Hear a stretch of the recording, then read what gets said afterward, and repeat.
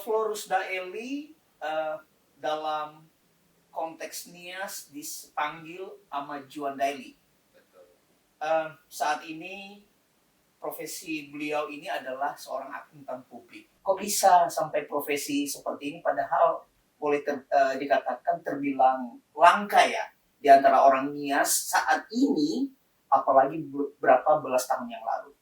Nah, untuk sampai pada profesi ini kan tentu ada proses yang tidak sehari dua hari ya, apalagi berangkat dari Nias.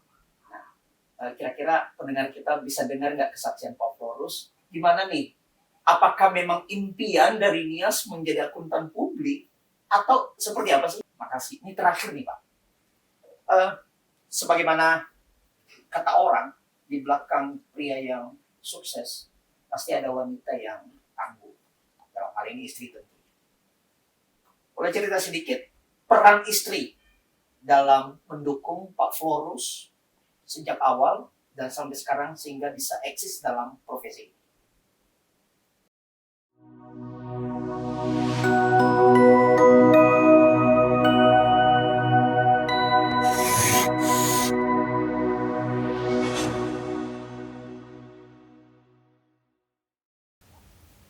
Shalom, Yahoo. Jumpa lagi dengan saya, Novelman Wau, dalam podcast Jalan Hidup. Persembahan BKPN Jakarta. Pada kesempatan ini, yang menjadi tamu podcast Jalan Hidup ini adalah seorang Nias diaspora, yaitu Pak Florus Daeli. Mari kita menyapa beliau. Yahoo, Pak Florus. Yahoo, Pak Pendeta. Terima kasih sudah meluangkan waktu untuk bercakap-cakap dengan kami pada kesempatan ini. Sama-sama Pak Pendeta. Terima kasih juga ini boleh datang, boleh mengundang saya dalam acara Pak Pendeta ini. Oke, saya masih ingat Januari loh tuh Pak yang saya chat. Jadi ini udah Desember, hampir 1 tahun ya. Ya tapi kami maklum lah kesibukan Bapak. Kalau kita bisa ketemu hari ini dalam percakapan Jalan Hidup ini adalah satu anugerah buat kita semua. Gimana keluarga sehat semua Pak? Sehat Pak Pendeta. Jadi mungkin juga saya sekalian mohon maaf juga nih. Kalau memang baru pada hari ini boleh ada waktu yang luang ya. Memang benar dari beberapa bulan yang lalu sudah beberapa kali Pak Pendeta jadwalin ya. Tetapi ya mungkin juga ini jalan Tuhan. Mungkin waktu Tuhan yang terbaik kita boleh baru pada hari ini boleh ngobrol. Mudah-mudahan obrolan kita ini akan bermanfaat buat ya khususnya buat pendengar. Semoga ada manfaatnya. Oke, baik. Pak Florus Daeli dalam konteks Nias dipanggil sama Juan Daeli. Saat ini profesi beliau ini adalah seorang akuntan publik. Pak Florus kalau boleh cerita sedikit kepada pendengar kita, kok bisa sampai profesi seperti ini padahal boleh dikatakan terbilang langka ya di antara orang Nias saat ini, apalagi berapa belas tahun yang lalu. Silakan Pak.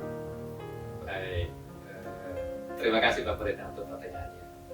Tentu buat saya puji Tuhan bahwa boleh punya profesi jadi akuntan publik pada saat ini.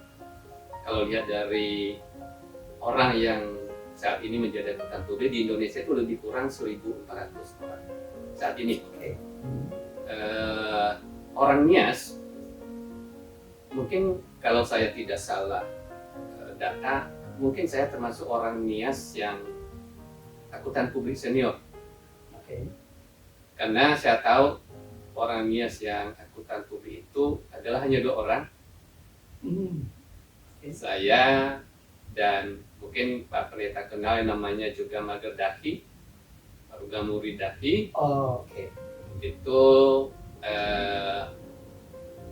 kalau mau tak itu saya kader dari bawah sampai dia ngikutin cara saya sampai akhirnya sekarang saya berdua itu jadi akuntan publik yang berasal dari Nias. orang Nias ya. orangnya. Jadi mungkin saat ini baru berdua lah. Mudah-mudahan nanti akan ada beberapa yang lagi yang kita juga lagi kader. Walaupun di kantor ini banyak dari berbagai suku, tetapi ya tentu saya harapkan anak-anak Nias juga bisa ada yang muncul untuk boleh berprofesi nanti sebagai akuntan publik. Oke. Nah, untuk sampai pada profesi ini kan tentu ada proses yang tidak sehari dua hari ya, apalagi berangkat dari Nias.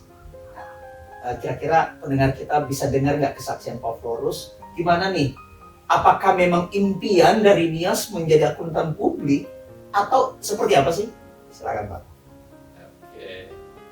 Jujur ya Pak Pendeta, saya dulu waktu saya SMA, akuntan publik itu atau akuntan aja saya nggak ngerti. Oke. Karena dulu saya ini jurusan IPA. Padahal untuk akuntan publik atau untuk jadi akuntan itu kan awalnya dari masih jurusan IPS yang belajar ekonomi. Ya. Tetapi ya, apakah ini jalan hidup? Waktu saya tamat SMA, saya itu cita-cita jadi dokter awalnya. Tetapi saya ikut tes ujian di suatu universitas negeri, saya nggak lulus. Akhirnya itu saya kecewa. Sekaligus juga saya tahu pada saat itu kalau mau jadi di swasta itu kan mahal. Dan pada saat itu kondisi orang tua dalam kondisi ekonominya lagi tidak mendukung. Akhirnya saya ngambil jurusan masuk ke Fakultas Ekonomi di Medan. Saya nggak tahu mau jadi apa. Yang penting saya kuliah di ekonomi. Pada saat itu saya berpikir saya turun karena dulu saya IPA. Saya merasa juga waktu di SMA nilai saya cukup bagus. Dan saya masuk ekonomi ini kan jurusan IPS. Ya, seolah-olah kelas 2. Seolah-olah kelas 2. Ya, tapi buat saya yang penting saya kuliah dengan berbagai perjuangan. Yang penting saya kuliah, saya tamat, saya nggak mau tahu, pokoknya ya sudah masuk kuliah dulu. Kemudian setelah tamat kuliah, saya juga tidak pernah berpikir dan sampai waktu saya masuk mulai kerja, saya nggak ngerti itu akuntan publik. Gitu ya. Saya nggak ngerti. Oke. Saya tahunya adalah kalau tamatan akuntansi itu bekerja jadi pegawai menjadi bagian pembukuan di suatu perusahaan. Tetapi pada waktu itu, karena dulu waktu saya tamat itu, saya sempat jadi dosen di kampus tempat saya kuliah, sempat 2 tahun. Situ saya dapat informasi bahwa kalau jurusan akuntansi itu ada profesinya loh. Dan biasanya paling menantang itulah jadi pegawai di kantor akuntan. Jadi di Medan itu, saya kan tamat kuliah di Medan. Dan situ saya melamar, akhirnya ada informasi untuk penerimaan di suatu kantor akuntan publik. Saya melamar dan akhirnya saya masuk di situ. Jadi saya sempat jadi dosen 2 tahun di kampus saya. Dan saya sudah mau diantar jadi pegawai tetap. Kemudian direncanakan mau dikuliahin. Karena itu kalau sudah jadi pegawai tetap ada jatah untuk kuliah mungkin di mana. Tapi pada saat itu saya pikir, karena saya dengar bahwa jadi bekerja di pegawai kantor akuntan itu kayaknya sangat menantang. Dan di situ banyak ilmu yang kita bisa dapat. Akhirnya saya nekat, saya keluar dari kampus, saya melamar dan saya diterima. Walaupun pada saat itu juga memang agak buat saya itu sesuatu berkat, karena yang diterima jadi kerja di kantor akuntan publik itu khususnya dulu ada namanya KAPSA yang Aku Anderson yang pada saat itu masih nomor 1 di Indonesia dan di internasional. Saya terima di Medan. Waktu itu saya kaget saya diterima karena satu-satunya yang dari swasta, khususnya dari kampus saya yang bisa diterima di situ. Selebihnya itu diambil dari universitas negeri. Dan setelah itu saya bekerja kerja sekitar 2 tahun di situ di Medan. Waktu itu saya bosan. Saya nggak mau lagi kerja di situ. Tapi bosannya bukan karena saya tidak mau kerja di kantor. Waktu itu saya berpisah dengan pasangan saya, calon istri saya itu pacar saya pada saat itu. Dia sudah bekerja di Jakarta. Sudah 2-3 tahun bekerja di Jakarta. Dan akhirnya saya mengatakan saya harus pindah ke Jakarta. Nah, pindah di Jakarta itu, waktu itu saya peraturan di kantor nggak boleh ada yang pindah dari cabang ke pusat. Sehingga pada saat itu saya mengajukan pengunduran diri. Kemudian siap-siap udah mau keluar, mau jalan ke Jakarta. Tetapi puji Tuhan pada saat itu, sebelum saya pergi, 1 minggu sebelum saya pergi itu terjadi pergantian kepemimpinan di kantor cabang. Ada orang Jakarta menggantikan kepala cabang yang di Medan. Kemudian pas dia baru masuk beberapa hari, saya pamitan. Kemudian dia nanya, kenapa kamu pindah? Saya bilang, ya saya mau pindah ke Jakarta karena saya rencana mau menikah dan calon saya ada di Jakarta. Nah, kemudian ditanyain, kamu sudah dapat kerja di Jakarta? Karena belum. Nah, terus kenapa pindah? Kenapa nggak di kantor kita di Jakarta aja? Nah, saya bilang, ya kan memang peraturannya nggak boleh. Nah, akhirnya dengan berbagai diskusi dia bilang nggak boleh. Nanti saya ngurus. Nah, akhirnya udah diurus. Beberapa hari kemudian terjadilah saya pindah ke Jakarta. Sampai di Jakarta, saya ketemu dengan partner saya yang di Jakarta yang membawahi Medan. Saya kasih tahu kalau saya dari Medan, saya udah pindah di sini. Saya ditanyakan, kenapa kamu pindah? Saya bilang, saya jujur mengatakan, karena calon saya ada di Jakarta. Rencana mau nikah, saya harus pindah. Saya dimarahin. Dia bilang, kau kan seorang laki-laki. Masa seorang laki-laki harus ikut calon istrinya? Padahal kau kan masih belum menikah juga. Ini kebetulan orang kita Sumatera. Sampai pada akhirnya sudah, saya bilang kalau begitu, ya saya kan nggak bisa lagi. Saya disuruh balik ke Medan. Tetapi puji Tuhan, ada partner senior. Kebetulan lewat jadi bosnya partner saya ini.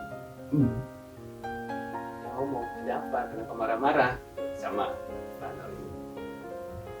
Kita tahu ini ada orang Medan yang dipindah ke Jakarta gara-gara cewek.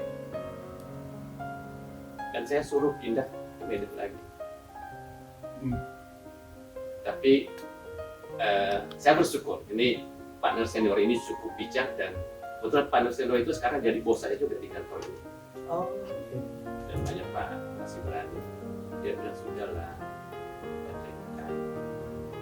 biarkan saja. Kita kan lagi butuh juga orang di sini. Ya sudah, kalau memang dia mau di sini, ya biar aja.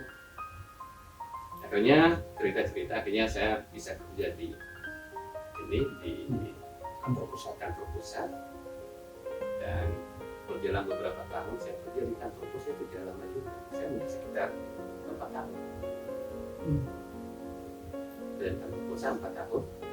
Habis itu saya sempat keluar, pindah di suatu lembaga punya pemerintah. Walaupun lembaga itu cuma berjalan 5 tahun, tetapi karena saya tahu lembaga ini adalah lembaga khusus yang tidak jangka panjang, akhirnya saya memanfaatkan itu untuk mempersiapkan diri. Dan saya ambil kuliah lagi. Terus saya ambil kuliah S2 Keuangan, Finance. Harapan saya nanti kalau saya selesai, saya sudah ada modal. Nah, modalnya pada saat itu saya mau berkecimpung di lembaga keuangan. tapi belum tahu kalau berkecimpung di jadi akuntan publik.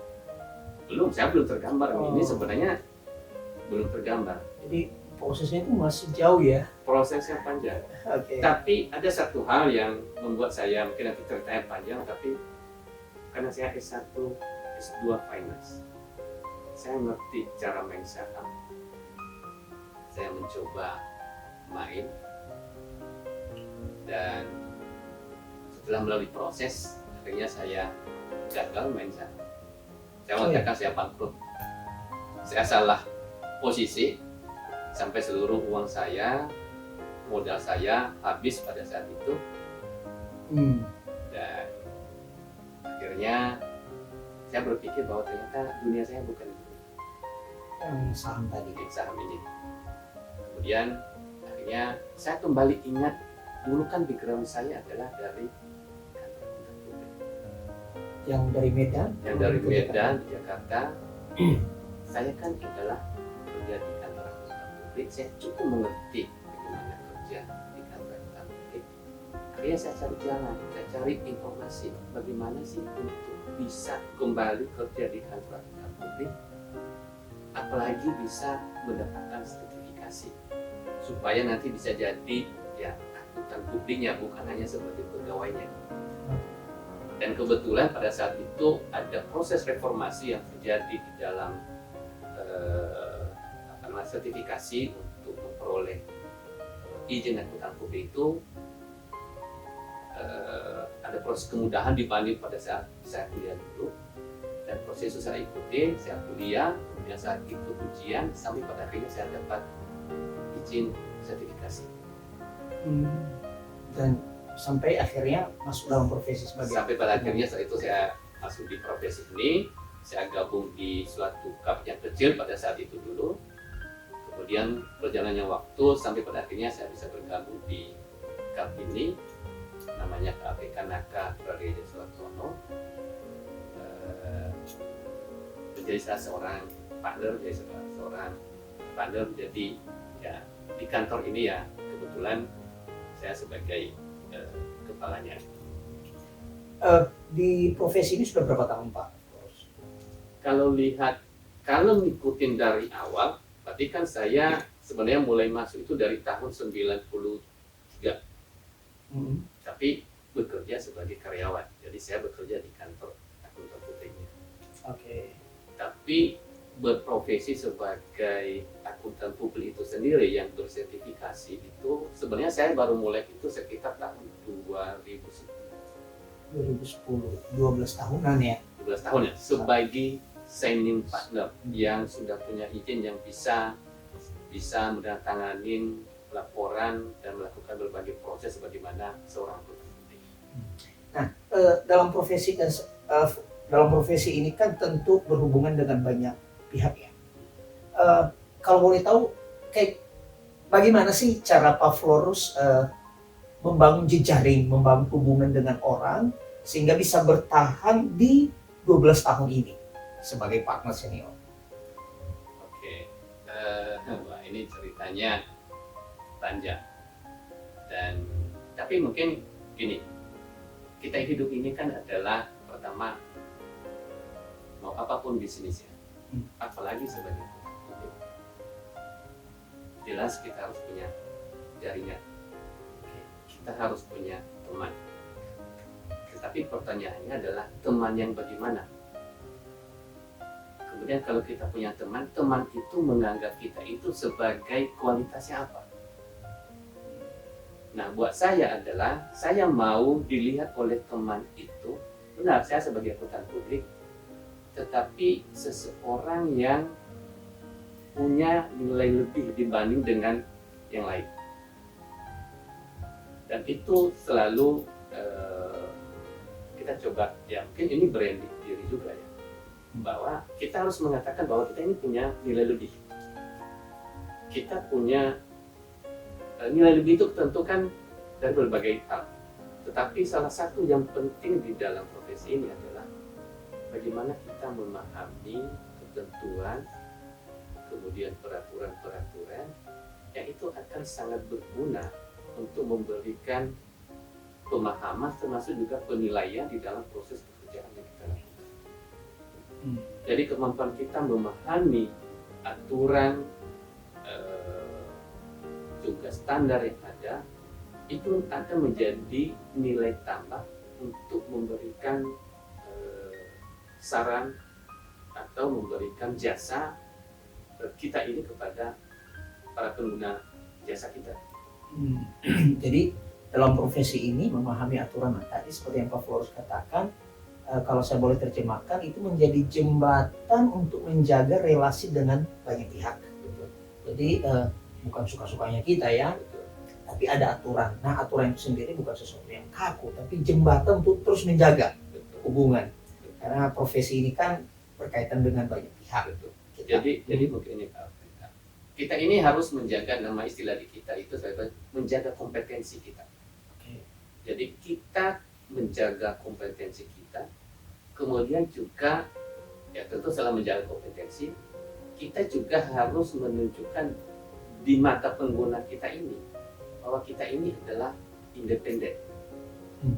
Jadi independensi itu perlu kita tunjukkan bahwa kita memberikan jasa ini sesuai dengan ketentuan, sesuai dengan aturan, dan kita tidak dalam posisi bisa diarahkan atau bisa dipengaruhi secara bebas ya. Iya. Ya tentu kalau dalam pemberian jasa tentu kita itu ada toleransi kalau itu tidak melanggar ketentuan yang ada. Jadi kita selalu mengarahkan karena jadi mungkin gini, akuntan publik itu kan adalah jasa yang memberikan keyakinan kepada pengguna laporan keuangan bahwa laporan yang dibuat oleh pengguna jasa kita ini, oleh manajemen itu sudah sesuai dengan ketentuan yang berlaku. Nah, karena itu ketentuannya kita harus mengerti, membuat laporannya juga kita harus mengerti. Kemudian pemahaman itu kita pastikan bahwa itu sudah terlaksana dan itu sudah sesuai dengan aturan yang ada.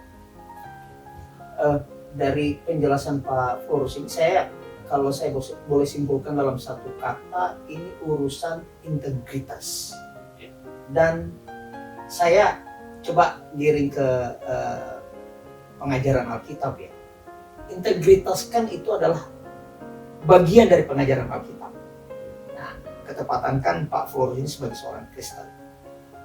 Apakah menjaga integritas di dunia kerja ini, ada nggak itu terinspirasi, didorong oleh nilai-nilai Kristiani yang Pak Florus sudah pernah dengar di sekolah minggu sejak kecil hingga di usia sekarang ini sebagai orang Kristen? Ada nggak? Sebagai orang Kristen tentu di dalam kepribadian kita sebenarnya itu kan sudah tertanam ya. Tertanam satu hal yang tentu ya tentang keselamatan itu mungkin sesuatu hal yang sudah pasti, tetapi dari itu adalah suatu kejujuran yang sebenarnya tertanam di dalam hati, dalam kepribadian kita, dan kejujuran itu sejalan dengan jasa yang kita berikan. Ini bahwa jasa ini yang kita berikan ini kan adalah unsur kejujurannya sangat penting. Setuju. Bahwa orang melihat jasa yang kita berikan atau laporan yang kita berikan itu adalah laporan yang sudah sesuai dengan apa adanya. Ya. Yang tidak melanggar aturan, sehingga para pemakainya itu nanti yakin bahwa laporan kita itu bisa dia gunakan dalam mengambil suatu keputusan bisnisnya. Nah tentu nilai-nilai itu basicnya itu sudah tertanam dulu di dalam kehidupan kita. Dan mungkin ini tentu sesuatu hal yang memang karena kita dari kecil ditanamkan itu, kita kan nggak boleh bohong. Dari sekolah minggu Dari ya, sekolah minggu dari kata, rumah orang tua dari itu, mengajar. jangan bohong. Kemudian apa namanya, saling kan mengasihi ada ya, tapi mungkin tidak itu ya. Tapi mungkin jalan bohongnya, kejujuran itu mungkin yang ada di situ. Nah, kejujuran itulah yang menjadi bagian dari apa namanya, dari jasa yang kita berikan. Pak Florus, kalau saya coba mengikuti percakapan ini, kesaksian Pak Florus, bagaimana tadi profesi akuntan publik ini sesuatu yang asing, bahkan nggak pernah memimpikannya ya. Tapi ketika berangkat dari Nias tadi SMA, ada kesulitan untuk kuliah, tapi coba nekat, akhirnya kuliah juga, dapat beasiswa, sempat kerja, lalu dapat bisik-bisik dari rekan-rekan, sampai kecemplung di dunia akuntan publik ini. Dan bagian terakhir ini yang Pak Florus katakan bahwa kejujuran itu, integritas itu penting sekali dalam profesi ini. Nah, ini satu pelajaran penting bagi pendengar kita ya, perjalanan jalan hidup daripada Pak Florus. Selanjutnya Pak Florus, kalau boleh tahu di usia yang sudah sampai saat ini dan dalam menekuni profesi yang 12 tahunan ini, kalau Tuhan izinkan umur panjang di masa tua, masih kira-kira ada nggak impian, cita-cita yang ingin dikerjakan dan belum tercapai saat ini? Jadi gini Pak Pendeta, sebenarnya sih profesi ini sepertinya cuma di 18 tahun, tapi sebenarnya kalau dimulai dari tahun 93, jadi dari awalnya sebenarnya ini saya sudah 30 tahun ya, sudah berada di dalam profesi ini. Walaupun proses pengkaderannya itu dimulai dari mulai kerja, tapi itu berada di dalam rel sampai pada ujungnya masuk ke profesi ini. Okay. Tentu buat saya sampai saat ini dengan bisa berprofesi ini, buat saya bersyukur dulu bahwa minimal ini merupakan salah satu jalan hidup buat kita. Ini kan intinya kan adalah kita menghasilkan sesuatu untuk memenuhi kebutuhan keluarga. Ya. Dan dengan profesi ini saya mengatakan bahwa jadi profesi akuntan publik itu adalah tidak membuat orang menjadi kaya, tetapi bisa membuat orang bisa hidup berkecukupan. Jadi ya, hidup untuk biaya keluarga, untuk punya fasilitas yang cukup, di profesi ini menurut saya itu cukup memadai lah. Nah, tentu saya bersyukur saat ini bisa menyekolahkan anak-anak, bisa juga punya fasilitas lah, punya rumah, punya kendaraan yang memadai. Dan tentu cita-cita saya yang saya harapkan, bagaimanapun kita sebagai orang tua pasti kita harapkan anak-anak adalah keberhasilan anak-anak. Yeah. Jadi bagaimana kita mendukung anak-anak supaya bisa kuliah, bisa selesai kuliah, bisa berkeluarga, bisa hidup lebih baik. Nah, apakah ada cita-cita lain? Misalnya banyak teman-teman yang mengajar, misalnya ikut, misalnya berpolitik atau kerjaan lain. Buat saya, karena akuntan publik itu sebenarnya tidak ada batas umur. Iya. Okay. Sampai saat kita masih mampu bekerja, bisa memberikan layanan yang memadai, bisa mengorganisir tim, maka kita masih bisa menjalankan profesi ini. Artinya, saya mengatakan ya mungkin sampai umur 65 atau lebih, tergantung nanti pensiunnya. Jadi tidak ada batasan. Jadi ke depan masih konsen di ini ya, profesi ini ya. Saya pikir ini konsen di sini ditambah dengan tentu ada pengembangan dengan yang sejalan dengan profesi. Oke, baik. Nah, karena Pak Flores ini kan orang Nias, berangkat dari Nias dengan keterbatasan tadi, tapi oleh anugerah Tuhan bisa sampai dalam posisi saat ini. Nah, saya melihat banyak juga anak-anak muda Nias yang sedang beranjak dalam profesi yang sama, di dunia kerja yang sama. Dan saya dengar di kantor Pak Flores banyak orang Nias yang kerja, juga di kantor rekan Pak Flores, Pak Baruga Muridaki, orang Nias juga banyak saya dengar. Kalau mereka dengar nih percakapan kita, ada nggak nasihat buat mereka untuk kalau ini jalan hidup mereka, mereka berjalan dengan benar dan menjadi berkat bagi banyak orang, bisa menghidupi mereka sendiri. Ada nasihat nggak Pak Flores? Jadi gini Pak Pendeta, di kampung itu dulu mengatakan kan profesi yang paling menarik itu adalah jadi profesi misalnya nih dokter, jadi profesi jadi pegawai negeri dan segala macam. Itu sih benar, bagus. Tapi saya tidak pernah ada dari kamu itu mengatakan profesi sebagai akuntan publik atau bekerja di kantor akuntan. Mungkin dikenal aja belum. Mungkin dikenal aja belum. Iya, iya. Tapi saya mau mengatakan sekarang bahwa sekitar 4 bulan yang lalu kita ada pertemuan keluarga. Ada satu punya keluarga kita yang juga punya seorang pejabat, suka cukup berhasil dari sisi sebagai pegawai negeri, mengatakan bahwa ayo anak-anak jadi pegawai negeri karena bisa melihat keberhasilan daripada om ini. Dan itu puji Tuhan bahwa ada keluarga kita yang sudah jadi pegawai negeri, pejabat dan berhasil. Tetapi saya juga mengatakan bahwa pada saat itu saya mau bilang, ya saya sebagai saat ini sebagai akuntan publik, saya juga bisa mengatakan bahwa saya sungguh merasakan hidup bahagia sebagai profesi itu dengan kehidupan yang berkecukupan, dengan kemampuan bisa berbagi, termasuk saya juga ada pelayanan, ada pelayanan buat sekolah, ada biayai anak kuliah dengan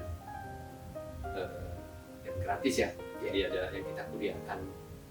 Jadi kita secara acak kita pilih, artinya menjadi profesi ini juga adalah profesi yang bisa memberikan kehidupan yang baik. Jadi saya mau mengatakan bahwa buat adik-adik kita yang saat ini berpikir jadi pegawai negeri itu adalah merupakan yang terbaik, saya mengatakan bekerja di kantor akuntan publik, apalagi bisa mendapatkan sertifikasi dan menjadi akuntan publik, itu juga kehidupan bisa sama dengan kehidupan menjadi pejabat atau pegawai negeri yang berhasil. Ini sesuatu hal yang buat saya peluang dan kesempatan juga buat anak-anak Nias. Kalau memang itu ada yang berminat jalan hidupnya. Sebagai kesaksian kemarin, jadi memang di kantor ini di sini aja sekitar 90 orang saya punya pegawai. Sekitar 40% itu adalah anak Nias. Dan tahun kemarin saya ada beberapa anak Nias yang sudah beberapa tahun kerja jadi honorer pegawai negeri, belum jadi pegawai negeri ya di kampung. Akhirnya karena di sana tidak jelas, minta tolong mereka supaya bisa diterima di sini.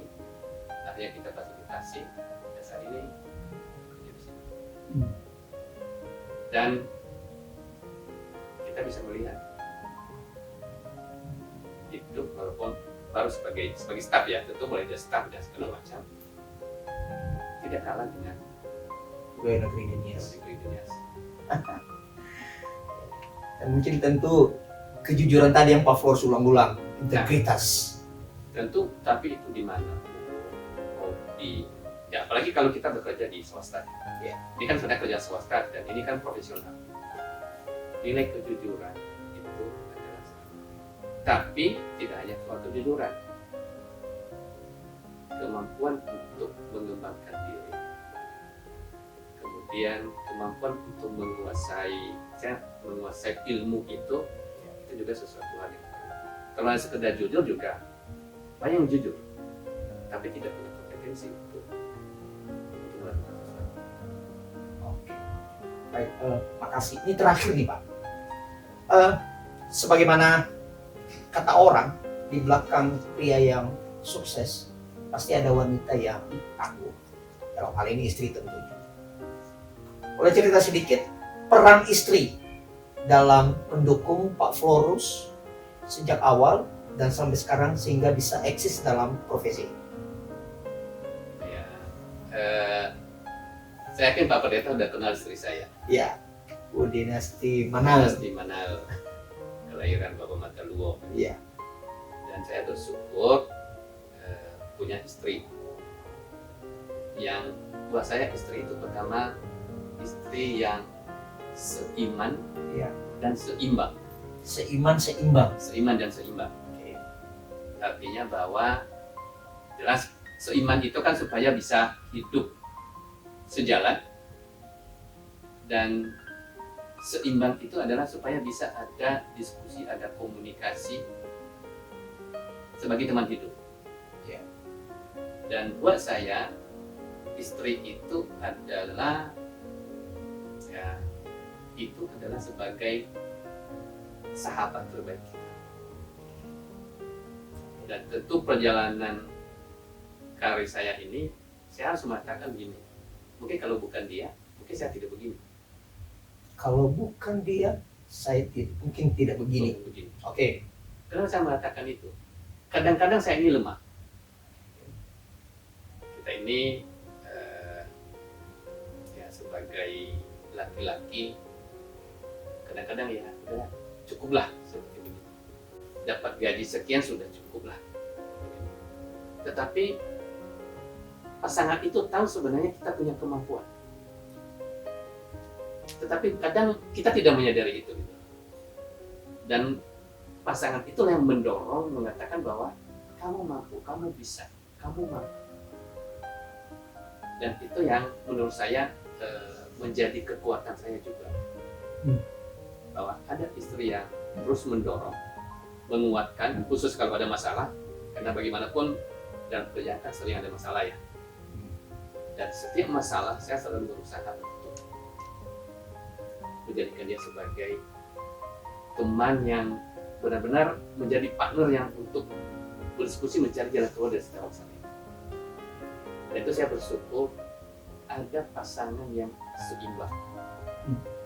Artinya dia bisa menjadi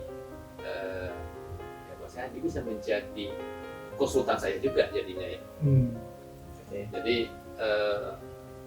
sehingga hidup jadinya tidak monoton, tidak rutin, dan itu yang membuat kita menjadi punya kerinduan. Jadi apapun masalah di kantor, khususnya hal-hal yang memang bisa di-share kepada istri, saya coba komunikasikan, minta saran. Kalau misalnya itu menurut saya perlu saran, nah itu saya jadikan dia sebagai sahabat saya.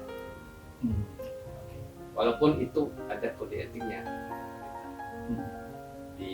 Sebagai profesi ini kan kerahasiaan kan harus dijaga. Ya. Jadi buat saya tentu hal-hal rahasia mungkin terkait misalnya pekerjaan, terkait dengan klien misalnya, yang tidak harus di-share kepada siapapun, itu kita jaga untuk kita. Tetapi hal-hal yang menurut kita itu bisa diketahui oleh pasangan, dan pasangan mengatakan, kita yakin juga pasangan menjaga kerahasiaan, maka itu kita jadikan dia sebagai teman diskusi. Baik, saya hampir lupa nih Pak Florus terkait dengan panggilan saya, jalan hidup saya juga sebagai pendeta. Kami butuh nasihat nih terkait pengelolaan keuangan gereja. Bukan cuma gereja BKPN Jakarta ya, tapi gereja pada umumnya. Tentu saja kita berharap ada warga jemaat, ada orang-orang seperti Pak Florus ini memberikan nasihat untuk pengelolaan gereja yang lebih baik, secara khusus bagian keuangan. Kira-kira secara singkat ada nggak nasihat ke kami, Pak Florus, pihak gereja? Jadi buat saya khususnya dalam sistem pengelolaan gereja ya, adalah sangat lebih baik kalau ada keterbukaan. Di istilah itu ada transparansi dan ada kejujuran nyata. Maksudnya begini, saya ini juga dulu saya sempat menjadi mengaudit lah keuangan gereja.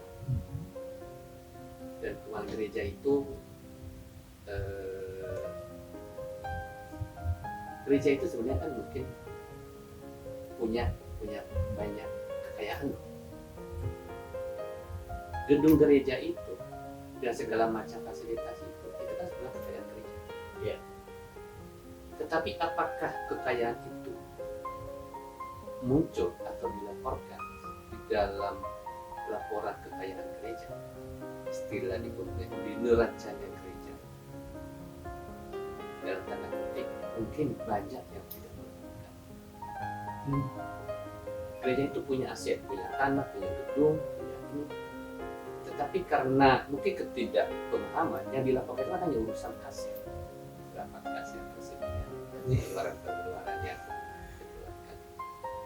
Tapi kalau mau melihat sebenarnya kekayaan gereja sebenarnya, maka seluruh kekayaan itu harus dicatat, kemudian harus dikelola, harus dipertanggungjawabkan, dimonitor setiap bulan, setiap saat, dan itu dibuat pembukuan secara. Saya tahu, karena belum terbiasa, gereja-gereja masih banyak yang mungkin tidak punya pembukuan yang rapi. Sehingga kelihatannya miskin, padahal sebenarnya kalau kita melihat, kalau dia benar-benar mencapai itu, sebenarnya banyak gereja-gereja kaya tapi kelihatan miskin. Karena hanya melihat uang itu kekayaannya. Dia hanya melihat uang itu sebagai kekayaannya. Padahal dia punya gedung gereja, dia punya mungkin ada tanah segala macam. Itu aset gereja, bukan asetnya pendeta. Iya. Kita harus bisa dibedakan. Ya kalau aset pendeta ya benar atas nama pendeta. Tapi kalau aset gereja dilaporkan di dalam laporan keuangan. Oke, transparansi ya, apa adanya, keterbukaan, dan memberdayakan apa yang ada. Betul.